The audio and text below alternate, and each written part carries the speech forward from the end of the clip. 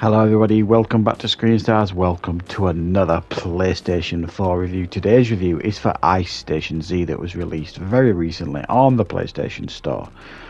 Now what is Ice Station Z? Well, as I said, I put some gameplay footage of this game up yesterday, and I've been playing this as much as I can ever since then. And essentially, as I said in my gameplay footage, this is like a bargain basement version of DayZ. It is very, very cheap to pick up. I only paid $3.99 for this in the PlayStation Store. And there is an option to purchase extra skins, for example, you know, like backpacks and the clothes that you're wearing. I think they're about £1.69 each. And there's about half a dozen of those to buy if you really want to do that. So you can spend a little bit more money on this game and support the developers if you so wish to. Now, if you've played DayZ, then essentially you will know exactly the vibe and the feel of this game. It is like a survival, I hesitate to say horror game, but I suppose that's what it is. The story here, which there isn't one, essentially, there's been an outbreak, there's loads of zombies about.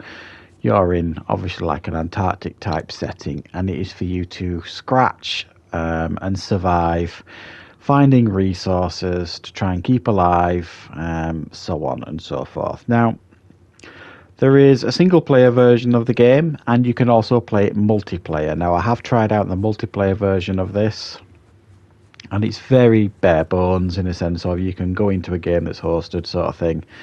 But there's not many people populating the game. I've tried it 2 or 3 times. One of the games I got booted out of, and the other maps that I tried to go into, there was only a couple of people on it, so it's not, you're not going to be tripping over each other, I think it's fair to say, because it's, as you can imagine, it's not going to be populated with hundreds and thousands of people playing the game. But for the most part, this is like from my perspective, a single player experience that I've put most of my time into. So there is a map. Now, I think there's only one map. I haven't progressed to any other maps. So the map that you're seeing here is the map that you get. And essentially, you've got to run around the map trying to scavenge resources. There will be abandoned buildings that you can enter. Most of them you can enter with no problem. And scavenge for bandages, water, food. You can recharge your battery in your GPS map. Weapons, ammo, all that kind of stuff. New clothing, new backpacks, new pants, all this kind of stuff to try and add extra layers to give you extra armor, extra backpack space so you can collect more things. Fishing rods so that you can fish, even though I haven't found anywhere yet that you can fish on the game. There obviously must be an option to fish, or they wouldn't put them in. And that's what you do. You go around the map searching for special places to go into and find new resources. There are some surprises on the map. There was one part of the map I found a UFO that I entered and had a little run around and find out what was in there, but to be fair, that I was hoping I was going to find some really exotic clothing or weapons and things, and it wasn't to be. So that's essentially what you do. You're wandering around the map, picking up new things to stay alive, and trying to avoid the zombies. Now, I'm going to try and not be too harsh on this game, because like I said, it's only like $3.99 to buy. So, I mean, you can't expect like a really massively polished experience with this game.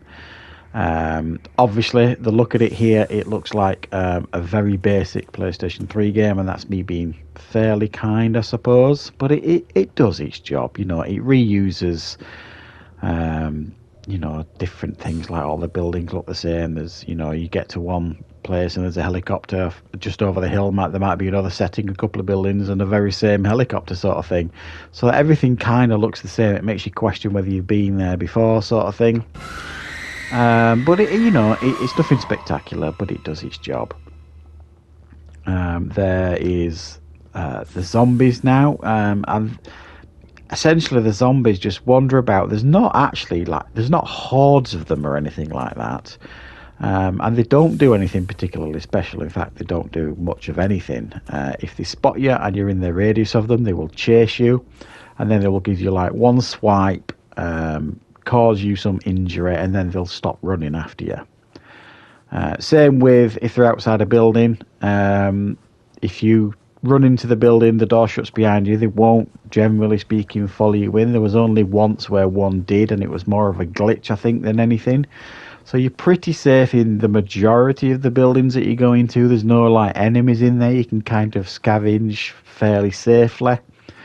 There's like a weather system here in a sense of you'll freeze to death if you're outside for too long. So you need to get inside buildings and also collect wood and like light fires in the houses to keep warm and things. You're going to have to eat, obviously, to survive. You're going to have to drink, obviously, to survive.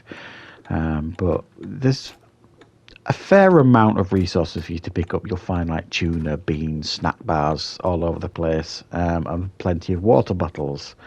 There's no like different difficulty settings here to like put it on easy, medium, or hard. So that when you're playing the game, there's no like set way to get more resources by putting it on an easy mode or anything. You'll find the resources are pretty well scattered about, and sometimes when you've cleared a building, if you go back to it half an hour later, it's like repopulated with some bits and pieces in there again, which is useful, I suppose, if you are looking for some antibiotics, bandages, or food and drink. And that's kind of it here with the game, guys. Now, in regards to what I think are strengths here, I mean, obviously the price is a big bonus if you're looking to spend just a few pounds on a game that is similar to DayZ. Then, yeah, I mean, go for it. I suppose it's certainly cheap enough. It's worth the risk, I suppose, because you're only really going to lose out on £3.99. In regards to weakness as well, it's repetitive. You've only really got one map. The multiplayer's not much to write home about if that's what you're wanting to do here. It's not really populated particularly well, the maps, when you go in as in multiplayer. And it's just very basic. Now, my suggestion would be is if this is a game you're looking to pick up, DayZ is pretty cheap now. I would probably just go and get DayZ if I was you. It's easy to pick up and it is infinitely better than this. So yeah, give it a go, guys. This one, it's not going to cost you an awful lot of money. It's not a horrifically bad game, and if I'd have paid around £10 for this, I would probably be a bit harsher on it. But see what you think, guys. It's very cheap to pick up. I'm going to give it a 5 out of 10. So thanks for watching. I hope you enjoyed this review, and I hope you found it useful. I'll be back with more reviews and content on the channel very soon.